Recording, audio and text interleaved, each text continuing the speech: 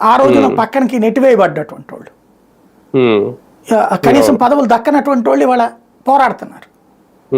కాబట్టి ఇక్కడ సమస్యల్లో ఏంటంటే భయపడటం, ఆల్రెడీ భయపడిపోయారు, లేదా మాకెందుకులే అనుకుంటున్నారు రాజకీయం.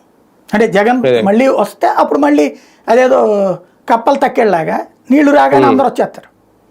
అంతే అంతే కదా. పోరాడే దమ్మున్నటువంటి వాడు పార్టీలో లేకపోవడం అనేది సిగ్గుపడాల్సిన అంశం పార్టీ. అవును అవును రైట్. ఒకసారి మహాకుంభమేళా విషయం, ఎందుకంటే 144 ఏళ్ళకి ఒకసారి వస్తుంది. ఇప్పుడైతే నిన్న శివరాత్రితో ముగిసింది. అయితే ఒకటి సార్, ఈసారి అంటే ప్రతిపక్షాలు ఎలాంటి ప్రచారం చేసినా, కుంభమేళాకి సంబంధించి ఎలాంటి వ్యతిరేక ప్రచారం చేసినా విజయవంతంగా యోగి ఆదిత్యనాథ్, మోడీ ద్వయం ఒక రకంగా దీన్ని ఫుల్ఫిల్ గా సక్సెస్ అయ్యారా ముగించడంలో? దాదాపు 70 నుంచి 80 కోట్ల మంది ఎంతమంది స్నానాలు చేశారు అనేది ఒక లెక్క చెప్తున్న నేపథ్యం. అంటే ఒకటి, కుంభమేళా మనకి నేర్పుతున్న పాఠం ఏంటంటే భారతదేశంలో హిందూ చైతన్యం బాగా ఇంప్రూవ్ అయింది, ఈ చైతన్యం అనేటటువంటిది మంచి కాన్సెప్ట్ అవుతుంది అన్నది ఇక్కడ స్పష్టంగా కనబడుతుంది.